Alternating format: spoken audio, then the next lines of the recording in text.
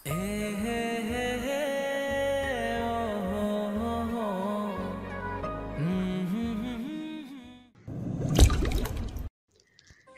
ঘুম থেকে ওঠার পর গত রাতের সমস্ত ঘটনা আমি প্রায় ভুলে গিয়েছিলাম।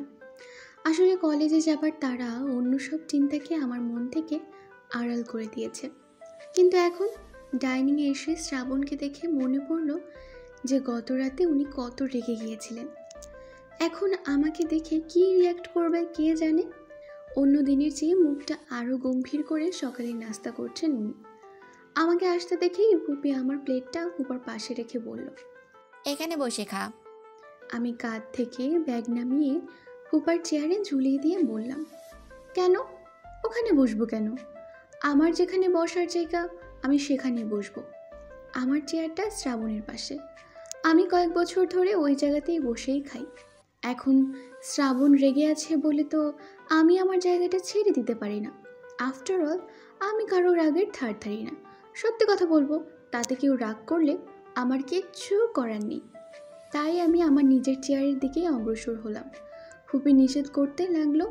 ফুপা বিরক্ত হয়ে ফুপিকে বলল, বসুক না, যেখানে ভালো লাগে। আমি চেয়ার টেনে বসতে বসতে ফুপিকে বললাম, এখানে না বসলে আমার খেয়ে শান্তি হয় না, জানো না? তুমি বরং তোমার ছেলেকে আমার পাশে বসতে নিষেধ করো। তা তো করবা না, যত যা নিষেধ করার শুধু আমার বেলায়। আমি বসা মাত্রই শ্রাবণ খাওয়া ফেলে উঠে গেলেন। ফুপি ব্যস্ত হয়ে বলল, উঠলি কেন বাবা? কিছুই তো খেলি না। উনি বেসিনে হাত ধুতে ধুতে গম্ভীর কণ্ঠে বললেন, ফুল। ফুল মানে বোকা ধরে আমি ফিক করে হেসে দিলাম। ফুপার দিকে চেপে গিয়ে বললাম, তোমার ছেলেটা না অনেক বোকা। দেখো, নিজেই নিজেকে বোকা বলছে। He is full, FOOL। ফুপাও হেসে দিয়ে বলল, অনেক বোকা, একদম মায়ের মতো হয়েছে। ফুপি চোখ গরম করে ফুপার দিকে তাকালো। তৌসিও আমার মতো স্পেলিং করে বলল, FULL। এটা মানে বোকা নয়। তুই সবসময় নিজেকে ভাইয়ার চেয়ে বেশি শিক্ষিত ভাবিস, কিন্তু সত্যি এটাই যে তুই একটা মূর্খ। এই একটা মেয়ে তো নয়, যেন শ্রাবণের সেনাপতি। সব সময় ওসি হাতে বসে থাকে। তার ভাইকে কেউ কিছু বললে যেন তার গায়ে ফুসকা পড়ে। আমি মুখ ভেঙচিয়ে তৌসিকে কিছু বলার আগেই ফুপি শ্রাবণকে বলল, আজকে তো রকিদের বাসায় আমাদের ডিনারের দাওয়াত আছে, তুই তাহলে অফিস করে ওখানে চলে যাস। শ্রাবণ গম্ভীর মুখ করে বললেন, পারবো না যেতে। ফুপি বলল, আসার পর থেকে তো তোর আন্টির সাথে দেখা হয়নি বাবা। তোকে দেখার জন্য আজকে এত আয়োজন করছে, তুই না গেলে ওরা মন খারাপ করবে। আমরা বিকেলে যাব, তুই তাহলে সন্ধ্যার পর চলে যাস। শ্রাবণ না কিছুই বললেন না। তাহলে হাত মুছিয়ে অফিসে চলে গেলেন। আমি এক্সাইটেড হয়ে ফুপিকে বললাম, আজকে আমরা রকিদের বাসায় যাব? ওয়াও! আমি তাহলে বিকেলে কোচিংয়ে যাব না?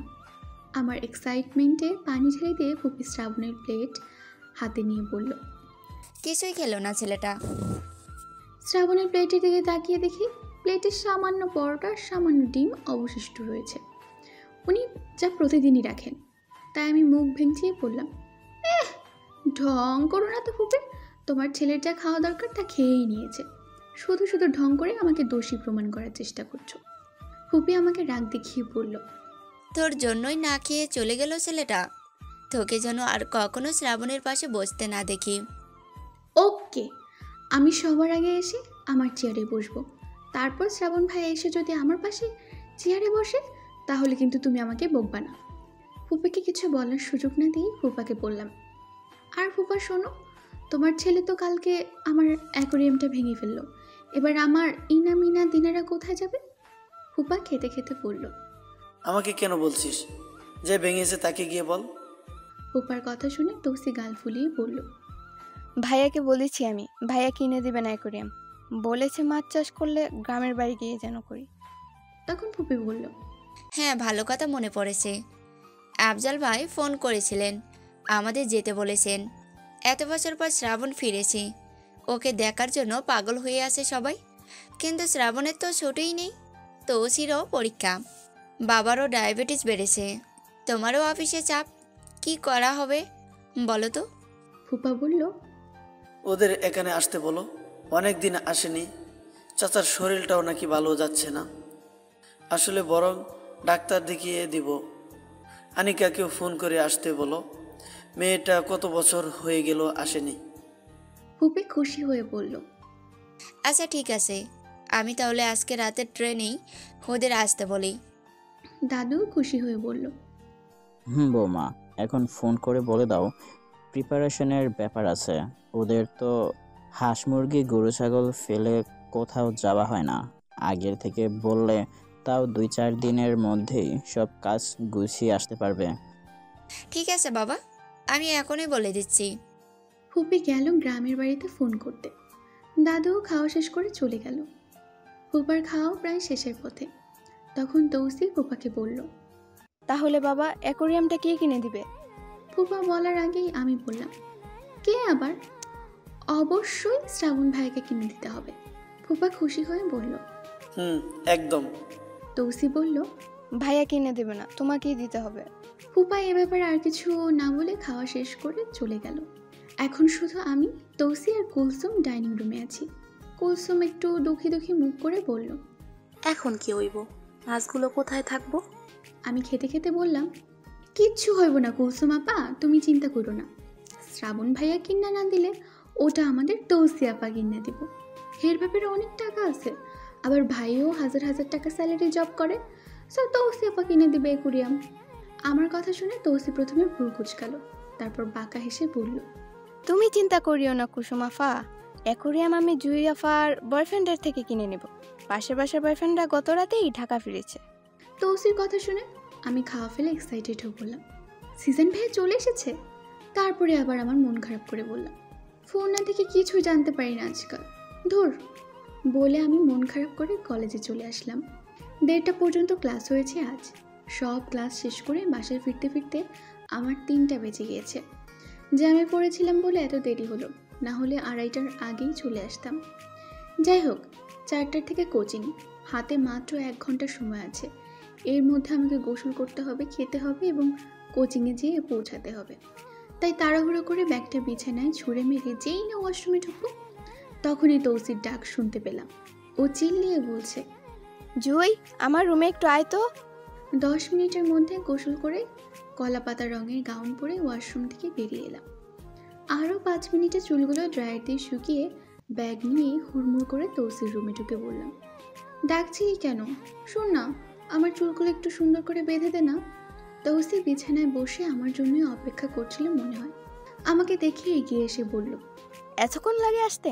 এই দেখ তোর বিএফ এগুলো কি পাঠিয়েছে, কক্সবাজার থেকে নিয়ে এসেছে। আমি ভার্সিটিতে গিয়েছিলাম, ওখানেই আমাকে দিয়েছে, বলেছে তোকে যেন দিই। কিন্তু তুই তো এসব শাড়ি টাড়ি পরতে পারিস না। তাহলে এক কাজ করি, শাড়ি আর এই গহনাগুলো আমি রেখে দিই, তুই বরং এই টেডি আর ঝিনুকের ব্রেসলেটটা নে।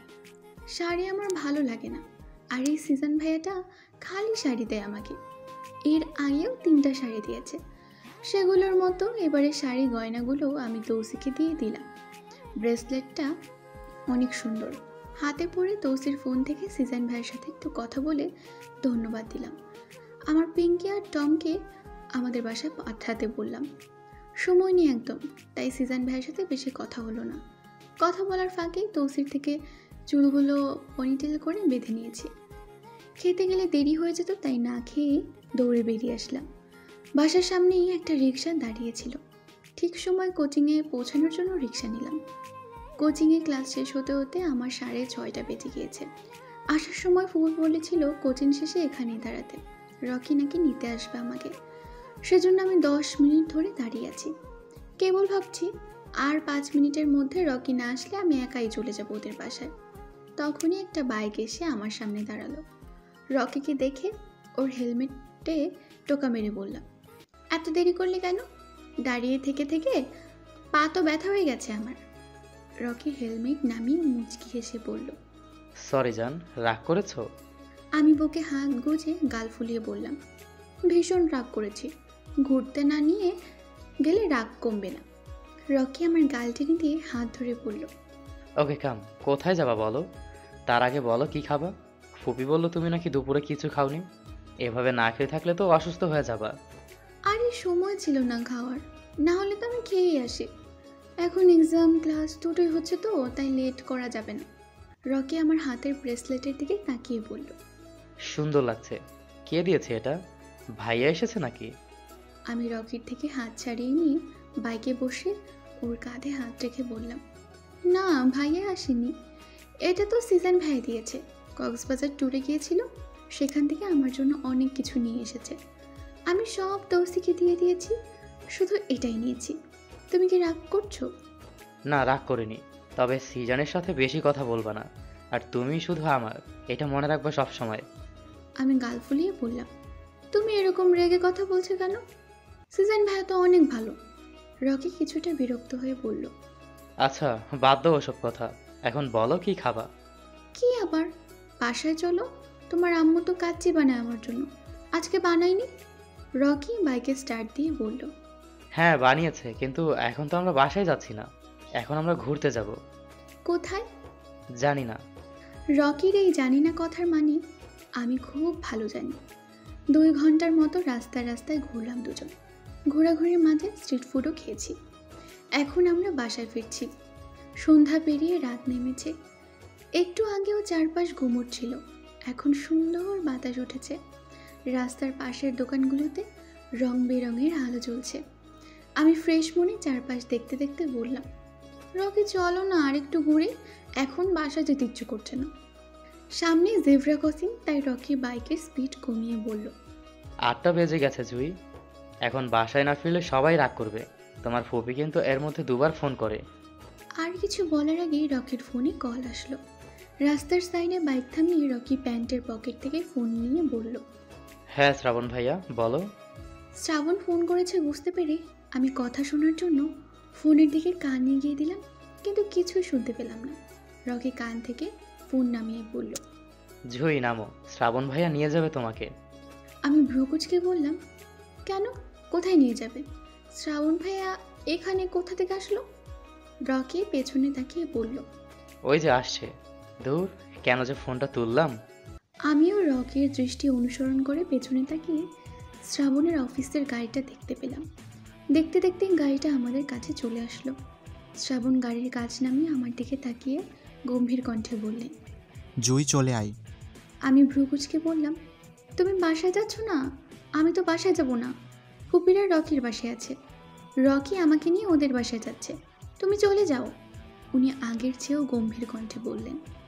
আসতে বলেছি তোকে। আমি এবার সোজাসুজি বলে দিলাম, আমি তোমার সাথে যাব না। উনি কটমট চোখে তাকালেন আমার দিকে, তারপর গাড়ি থেকে নেমে এসে রাগী কণ্ঠে বললেন, একটা কথাও শুনিস না কেন তুই? চল বলছি। উনি আমার এক হাত চেপে ধরে জোর করে আমাকে বাইক থেকে নামিয়ে নিলেন। আমি ওনার শক্তির সাথে না পেরে রকির দিকে তাকিয়ে বললাম, এ কি রকি, তোমার সামনে দিয়ে একটা গুন্ডা আমাকে তুলে নিয়ে যাচ্ছে আর তুমি চুপ করে আছো এখনো? আমাকে বাঁচাও, নয়তো ব্রেকআপ হবে। ব্রেকআপ হবে কিন্তু বলে দিলাম। রকি বাইকে বসে আমতা আমতা করে বলল। বলছিলাম কি ভাইয়া, ও যখন যেতে চাইছে। রকিকে থামিয়ে দিয়ে শ্রাবণ বললেন, তুমি চুপ করো, বাসায় যাও, জুইকে নিয়ে আমি আসছি। তারপর উনি আমাকে ধাক্কা মেরে গাড়িতে ঢুকিয়ে দিয়ে নিজেও ঢুকে পড়লেন। ড্রাইভারকে বাসা যেতে বলে সেই যে মুখে তালা মারলেন, আর মুখ খুললেন না। আমি এত চিল্লালাম, আমাকে কিছু বললেনও না। এদিকে চিল্লিয়ে চিল্লিয়ে আমার গলা শুকিয়ে গিয়েছে। ব্যাগ থেকে পানির বোতল নিয়ে দেখি পানি নেই। ড্রাইভারকে বলতেই সামনে থেকে একটা বোতল এগিয়ে দিল, কিন্তু শ্রাবণ সেটা আমার হাত থেকে কেড়ে নিয়ে বললেন, এটা কয়দিনের পুরনো পানি রিফাত, আর একটু সামনে গিয়ে সাইডে দাঁড়াও। বোতল হাতে নিয়ে জানালা দিয়ে বাইরে তাকিয়ে আছেন। আমি ভ্রুকুচকে বললাম, কি হলো? ড্রাইভার ভাই কি বললো শুনতে পেলে না? এটা আজকের পানি, আর পুরনো হলেও তো প্রবলেম নেই, দাও। ওনার হাত থেকে বোতল নেওয়ার চেষ্টা করতেই উনি বোতলটা অন্য হাতে ট্রান্সফার করলেন। ড্রাইভারকে বললেন গাড়ি থামাতে। গাড়ি থেকে নেমে উনি আমাকে গাড়িতে বসে থাকতে বলে প্রথমে একটা ফার্মেসিতে ঢুকে গিয়েছে, কিছু মেডিসিন কিনলেন। তারপর পাশের একটা দোকান থেকে 3টে লাচ্ছি নিয়ে আসলেন। পুনরায় গাড়িতে উঠে উনি আমার দিকে একটা লাচ্ছি এগিয়ে দিয়ে বললেন, বাসায় গিয়ে পানি খাস, এখন এটা খা। তারপর উনি ড্রাইভারকেও একটা দিলেন আর নিজেও একটা খেতে খেতে মেডিসিনগুলো দেখতে লাগলেন। আমি লাচ্ছি হাতে নিয়ে ভ্রুকুচকে বললাম, কি ব্যাপার বলো তো? জীবনে তো 2 টাকার একটা চকলেটও খাওয়াওনি, আজকে লাচ্ছি খাওয়াচ্ছ কোন দুঃখে? উনি কিছুই বললেন না। আমি আবার বললাম, এগুলো কার মেডিসিন? এবারও উনি চুপ। বোতলে স্ট্র সেট করে আমিও এক চুমুক লাচ্ছি খেয়ে বিরক্ত হয়ে বললাম, তুমি না বড্ড কম কথা বলো, আর একদম ঘাড়তার একটা ছেলে তুমি। তোমার ঝাঁটাচুলি গার্লফ্রেন্ড কি করে যে তোমাকে সহ্য করে আমি কিছুই বুঝতে পারি না। আচ্ছা শ্রাবণ ভাইয়া, ঝাঁটাচুলি কেমন আছে গো? আমাদের বাসায় আর আসে না কেন? উনি ঔষধের পলিথিন আমাদের মাঝখানে সিটে রেখে গম্ভীর হয়ে বললেন। আম্মুরা সবাই বাসায়, আর তুই রকির সাথে রাস্তায় গুছিলি কেন? আমি লাচ্ছি খেতে খেতে বললাম, হ্যাঁ ঘুরছিলাম, তাতে তোমার কি? আগুনে ঘি ঢেলে দিলে আগুনটা যেরকম দপ করে ওঠে, আমার তেরা বেঁকা কথা শুনে উনিও সেরকম দপ করে জ্বলে উঠলেন। আমার গাল চেপে ধরে বললেন, রাগাবি না আমাকে, রকির সাথে মিশতে তোকে নিষেধ করেছি না? আমি উপর নিচ মাথা নাড়ালাম। উনি রাগী চোখে কয়েক সেকেন্ড তাকিয়ে থাকলেন আমার দিকে, তারপর আমার গাল ছেড়ে দিয়ে বললেন, কোথায় গিয়েছিলে ওর সাথে? আমি গালে হাত বুলিয়ে বললাম, কোথাও না। গালটা ব্যথা বানিয়ে দিলে আমার। এত শক্তি কই থেকে আসে তোমার বলো তো? ওনার প্রশ্নের উত্তর না পেয়ে উনি আবার জিজ্ঞেস করলেন, বল কোথায় গিয়েছিলে? আমি বিরক্ত হয়ে বললাম, রকি আমাকে কোচিংয়ে নিতে গিয়েছিল, আমরা সেখান থেকেই ফিরছিলাম। এবার শান্তি হয়েছে তোমার? না হয়নি শান্তি, তোর কোচিং কয়টায় শেষ হয় সেটা বল। 6:30টার দিকে। ডোন্ট কেয়ার ভাব নিয়ে কথাটা বলে আমি আবার লাচ্ছি খেতে লাগলাম। শ্রাবণ হাত ঘড়ির দিকে তাকিয়ে সময় দেখে আবার আমার দিকে তাকিয়ে বললেন, আর এখন 8:30 বাজে, তার মানে 2 ঘন্টা ধরে তুই কোচিং থেকে ফিরছিস? আমি দেখতে না পেলে নিশ্চয়ই আর 2 ঘন্টা লাগতো। আর এটা কী ড্রেস পরেছিস? পড়াশোনার নাম করে কোচিংয়ে ফ্যাশন শো করতে যাস, আর হাতে কি পরেছিস এটা? এইসব কিনা টাকা পাস করি তুই? আমি ব্রেসলেটের দিকে তাকিয়ে মুচকি হেসে বললাম, এটা এটা তো সিজন ভাইয়া কক্সবাজার থেকে এনেছে আমার জন্য। সুন্দর না উনি? উনি না কিছু বললেন না, শুধু বাঁকা চোখে তাকালেন আমার হাতের দিকে। আমিও আর কথা বাড়ালাম না। ঘুম ঘুম পাচ্ছে আমার, তাই কথা বলতে ইচ্ছে করছে না। লাচ্ছির বোতলে শেষ চুমুক দিয়ে আমি বোতল রেখে সিটে মাথা এলিয়ে দিলাম। একটু পর শ্রাবণ আমার গাল ঝাঁকিয়ে ডেকে বললেন, উঠ, বাসায় চলে এসেছি। আমি ঘুম ঘুম চোখে এদিক ওদিক তাকিয়ে বললাম, পরে। কি পরে? ভেতরে চল, রাস্তায় থাকবি নাকি? আমি চোখ বন্ধ রেখে বললাম, তারপর যখন উনি আমাকে ডাকলেন তখন আমি আমাদের ড্রয়িং রুমের সোফায় শুয়ে আছি। কোনো রকমে চোখ খুলে দেখি উনি একটা সবুজ টি শার্ট পরে আছেন। আমাকে তাকাতে দেখে কিছুটা চিন্তিত হয়ে বললেন, তোর কি শরীর খারাপ লাগছে? জুই, কি হলো? উঠ। ঘুমে ব্যাঘাত ঘটায় আমি বিরক্ত হলাম। অন্য পাশ ফিরে বিড়বিড় করে বললাম, বিরক্ত করো না, ঘুমোতে দাও। উনি আবার আমার বাহু ঝাঁকিয়ে বললেন, রকিদের বাসায় যাবি না? চল উঠ, এত কিসের ঘুম তোর? ঘুমের জন্য আমি চোখ খুলতে পারছি না। আর উনি এসব কী বলছেন? ওনার কথা কিছুই আমার ব্রেনে ঢুকছে না। তাই বিরক্তের চূড়ান্ত হয়ে ঘুমের মধ্যে গালি দিলাম ওনাকে। তারপর ডাকাডাকি ঝাঁকাঝাঁকি সব বন্ধ হয়ে গেল। এই হলো আমার দেশি গালির কামাল। এখন শান্তি মতো ঘুমানো যাবে। গভীর ঘুমে নিমগ্ন ছিলাম।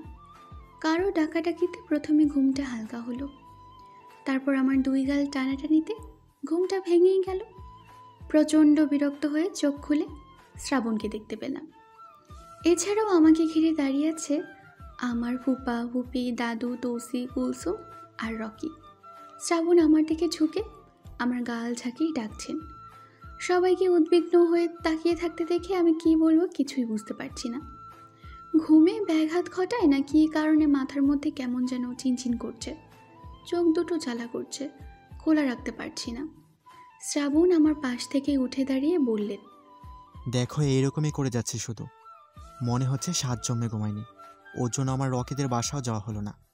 আঙ্কেল 2বার ফোন করেছিল যাওয়ার জন্য, না যাওয়ায় উনি কি মনে করলেন বলো তো? আমার খুব খারাপ লাগছে।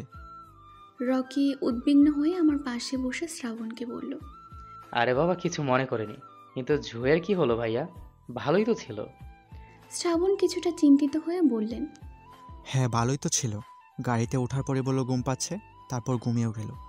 বাসায় এসে আমি ডেকে ডেকে গাড়ি থেকে নামালাম, ড্রয়িং রুমে বসিয়ে রেখে ফ্রেশ হয়ে এসে দেখে ঘুমে কাদা, ডেকেও তুলতে পারছিলাম না।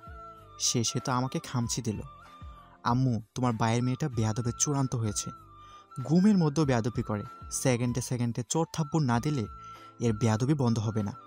ফুপি আমার মাথায় হাত বুলোতে বুলোতে রাগী কণ্ঠে বলল, তুই কি মেয়েটার শরীর খারাপের সময়ও ঝগড়া মারামারি করবি? শ্রাবণ চেঁচামেচি শুরু করলেন। আমি কি করেছি স্ট্রেঞ্জ? আমার সাথে এমন বিহেভ করছো কেন? আমি ওর সাথে কথাই বলতে চাই না। ওই তো গায়ে পড়ে এসে ঝগড়া মারামারি করতে। তারপরও তুমি আমাকে চুপ থাকতে বলো? মানে ওর হাতে মার খেয়ে আমাকে চুপ থাকতে হবে? তাহলে তোমরা খুব খুশি? ফুপি এবার ভালো মতোই বকতে লাগলো শ্রাবণকে। আমার চোখ দুটো ঘুমে ঢুলছে, কথা বলতে ইচ্ছে করছে না, তাও ঘুম ঘুম কণ্ঠে বললাম, শ্রাবণ ভাইকে বকো না ফুপি, আমার কিছু হয়নি, মারামারি করিনি আমরা। শ্রাবণ বিরক্ত হয়ে বললেন, হয়েছে হয়েছে, এখন আর ভালো মানুষই দেখাতে হবে না। ঘুমা তুই, যত সব পাগল। ওনাকে বকাবকির হাত থেকে বাঁচাতে গেলাম আর উনি আমাকে পাগল বললেন। এই জন্যই বলে অন্যের ভালো করতে নেই। গোমরা মুখ করে চোখ খুলে শ্রাবণীর দিকে তাকালাম। চোখাচোখি হতে এই মুখ টিপে হাসলেন উনি। সঙ্গে সঙ্গে আমি ভ্রুকুচকে বললাম, এই তুমি হাসছো কেন আমাকে দেখে? গলা দিয়ে আওয়াজ বের হচ্ছে না, তাও কান্না মুখ করে ফুপির কাছে নালিশ করলাম, ফুপি দেখো শ্রাবণ ভাই আমাকে দেখে হাসছে। ফুপা ধমক দিয়ে বলল, আহ শ্রাবণ, কি হচ্ছেটা কি? দেখতে পাচ্ছ না মেয়েটা অসুস্থ? ফুপার ধমক খেয়ে সঙ্গে সঙ্গে শ্রাবণের মুখটা গম্ভীর হয়ে গেল। আমার দিকে এগিয়ে এসে ফুপির পাশে দাঁড়িয়ে বললেন, আমার মনে হচ্ছে না অসুস্থ। তোমাদের মনে হলে ডক্টর ডাকি। রকি আমার পাশে বসে বলল। আমি আগে দেখি, দাঁড়াও। রকি আমার পালস চেক করার জন্য হাতটা ধরতে শ্রাবণ বললেন, রকি, তোমার দেখতে হবে না। ও যখন ঘুমাচ্ছে ঘুমুক, আমরা বাইরে গিয়ে কথা বলি। চলো চলো রকি। রকি তাও গেল না। সবাই কিছুক্ষণ চুপ থাকায় আমি আবার ঘুমিয়ে পড়েছিলাম। ফুপিটাকে ঘুম ভাঙল। ফুপি আমার মাথায় হাত বুলিয়ে বলল, জুই, কি হয়েছে মা? সত্যি করে বল আমাকে, শ্রাবণ মেরেছে তোকে? আমি কিছু বলার আগেই শ্রাবণ রাগী কণ্ঠে বললেন, সব দোষ এখন আমার। ও দোষ তো চোখে পড়ে না কারো। ট্রাস্ট মি, আমি যদি জানতাম ও সব ড্রামা করবে, আমি কিছুতেই ওকে আমার গাড়িতে নিতাম না। তোমরা জানো ও এরকম অসুস্থ হওয়ার বান করছে কেন? শুধুমাত্র আমাকে বকা খাই নেওয়ার জন্য। রকির সাথে বাইকে ঠিকিয়েছিল। যখনই আমি আমার গাড়িতে উঠালাম, তখনই ড্রামা শুরু। আমি বুঝি না আমার পেছনে লেগে ওর লাভটা আসলে কি হয়। বারবার ঘুমে ব্যাঘাত ঘটায় এবার সত্যি আমার শরীর খারাপ লাগছে। চারপাশ ঘুরছে, গা গোলাচ্ছে, মনে হচ্ছে বমি হবে। চোখ বন্ধ রেখে পানসে ঢোক গিলতে গিলতে বললাম, থামবা তুমি? আজ এরা বক বক শুরু করেছো। থামার কোনো নামই নেই, কোনো কথাই নেই। তোমাকে কেউ দোষ দেয়নি, তুমি ফুটো এখান থেকে। একটু ঘুমোতে দাও আমাকে প্লিজ। রকি আমার হাত ছেড়ে দিয়ে আমার দিকে ঝুঁকে গালে হাত দিয়ে বলল, কিন্তু জুই, তুমি তো অস্বাভাবিকভাবে ঘুমাচ্ছ। ডাকলে সাড়া দিচ্ছ না। পালস রেট কম, প্রেশারও লো। এইটুকু সময়ের মধ্যে কি হলো তোমার? শরীর খারাপ লাগছে? পানি খাবা? উঠো তো, একটু পানি খাও। আমি উঠবো না, তাও রকি আমাকে জোর করে উঠাতে গিয়েই ওর গায়ে বমি করে দিলাম। আমার জামাও নোংরা হলো কিছুটা। খুবই ভীত কণ্ঠে বলল, দেখেছো, আমি তখন থেকে বলছি ওর শরীর ঠিক নেই। আমি তো জানি ও শুয়ে থাকার মেয়ে না। অসুখ হলে কাউকে কিছু না বলে চেপে নিয়ে বসে থাকে। এই মেয়েকে নিয়ে এখন আমি কি করবো আল্লাহ? পরপর দুবার বমি করে ক্লান্ত হয়ে বিছানায় গায়ে এলিয়ে দিলাম। রকি কিছুটা রাগী স্বরে বলল, বলেছিলাম ওসব খেও না। এবার অসুস্থ হয়ে ভালো লাগছে?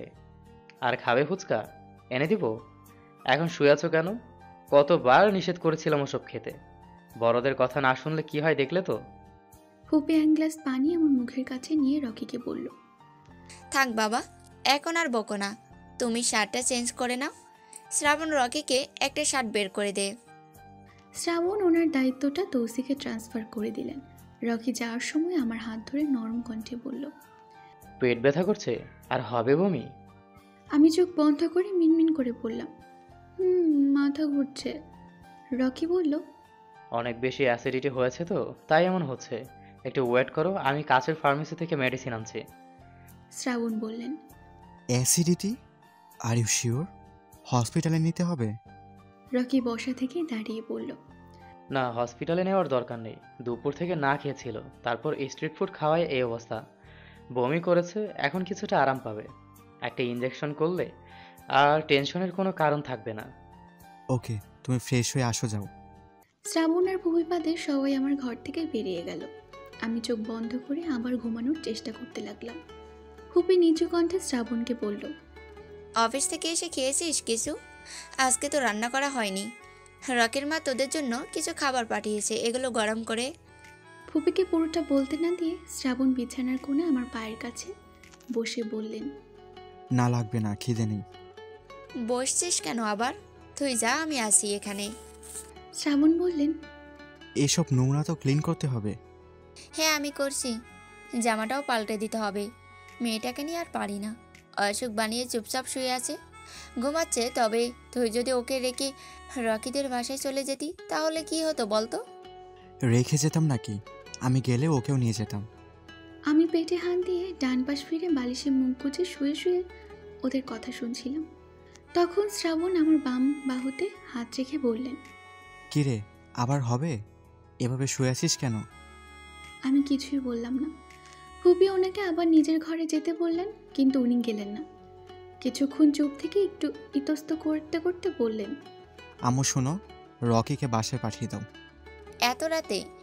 এত রাতে যাওয়ার দরকার নেই, আজকে থাক ছেলেটা। কাল সকালে ওর বাবা মা আসলে একসাথে যাবে না হয়। এত রাত কোথায়? কেবল তো 10:30 বাজে। ঢাকা শহরে রাতেই কি আর দিনে কি? ওর তো বাসায় যেতে আধ ঘন্টাও লাগবে না। আর আঙ্কেল আন্টির আসার কি দরকার? তোমরা তো দেখা করে আসলে। জুয়ের শরীর খারাপ শুনে আজই আসতো, রকি আসতে দিল না। ভাবির শরীরটাও ভালো না, তাই বললাম সকালে ধীরে সুস্থে এসে দেখে যাক মেয়েটাকে।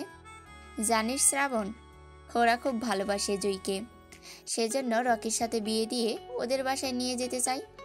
শ্রাবণ বিস্মিত হয়ে বললেন, হোয়াট? বিয়ে? হ্যাঁ, ওসব কথা বলতেই তো আজকে দাওয়াত করেছিল ওদের বাসায়। আমরা অবশ্য আগের থেকেই জানতাম রকি পছন্দ করে জুইকে, কিন্তু রকির বাবা মা সেরকমভাবে কিছুই না বলায় আমরাও কিছু বলিনি। আজকে রকির বাবা তোর বাবাকে খুব করে ধরেছে। ছেলে তো খাঁটি সোনা, কিন্তু প্রতিষ্ঠিত হতে এখনো অনেক দেরি। জুইও ছোট, তাই তোর বাবার ইচ্ছে 4-5 বছর পর বিয়ে দিবে, কিন্তু ওরা এমন করে চেপে ধরেছে। শ্রাবণ বসা থেকে দাঁড়িয়ে উত্তেজিত হয়ে বললেন, চেপে ধরেছে মানে? চেপে ধরলে হলো? ওর মেন্টাল এজটা তো দেখবা নাকি? ফুপি আলমারি থেকে আমার জামা কাপড় বের করতে করতে বলল, হ্যাঁ, সেজন্যই তো তোর বাবা বলেছে এখন নয়, কিন্তু ওরা যে শুনছে না। শুনবে, শুনতে হবে ওদের। আমি কথা বলবো। আমাকে না বলে কোনো ডিসিশন নিবে না তোমরা। আর রকিকে বাসায় পাঠিয়ে দাও। হুটহাট করে ওর এ বাসায় আসার কোনো দরকার নেই। কথাগুলো বলে শ্রাবণ হন হন করে বেরিয়ে গেলেন। ফুপি জামা কাপড় নিয়ে আমার কাছে এসে বলল, সারাদিন শত্রু বলিস ওকে? শত্রু হলে কবেই যেমন তেমন পাত্র দেখে বিয়ে দিয়ে দিত তোর। ভালোবাসে, এই জন্যই রকি সোনার ছেলে জেনেও আরও পরখ করে তারপর সিদ্ধান্ত নিতে চায়। এবার বুঝতে পারছিস আমার ছেলেটা তোর শত্রু নাকি ভাই? আমি বালিশে মুখ গুজেই দুর্বল কণ্ঠে বললাম, ভাই না চাই। আমার বিয়েতে ভাঙচি দিলে আমিও তার বিয়ে ভেঙে দিব। ফুপি আমার কথা বুঝতে না পেরে আমার মাথার কাছে বসে পড়ল। কি বলছিস মা, কষ্ট হচ্ছে? রকি তো গেল ঔষধ আনতে, এখনই চলে আসবে। রকি কখন এসেছিল আমি জানি না। ফুপির সাথে কোনো রকমে ওয়াশরুমে গিয়ে ফ্রেশ হয়ে এসে সেই যে ঘুমিয়ে পড়েছি। এক ঘুমের সকাল সকাল প্রায় 10টায় ফুপি এসে ঘুম থেকে ডেকে তুলল আমাকে। রকির বাবা মা এসেছে, আমার সাথে দেখা করার জন্য উদ্গ্রীব হয়ে বসে আছে। এদিকে আমার তো ঘুমই শেষ হচ্ছে না। ফুপি বলেছে ওদের সাথে দেখা করে নাস্তা সেরে আবার এসে ঘুমোতে। ক্ষুধায় পেট চোচো করছে, তাই ফুপির কথা মেনে নিয়ে ফ্রেশ হয়ে নিচে আসলাম।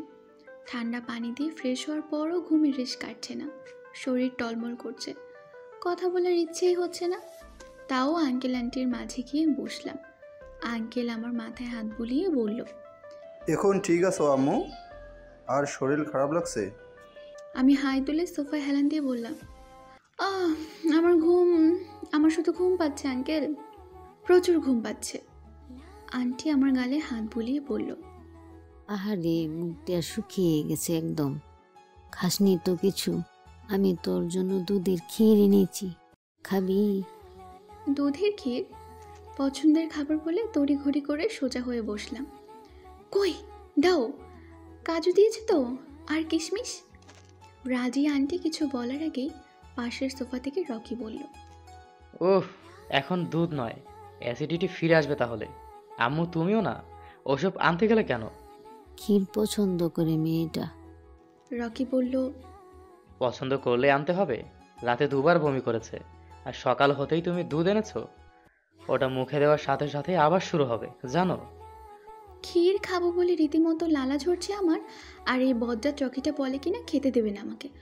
ওর দিকে তাকিয়ে চোখ পাকিয়ে বললাম, এই ছেলে, মেডিকেলে পড়ো বলে কি ডক্টরের মাথা কিনে নিয়েছো?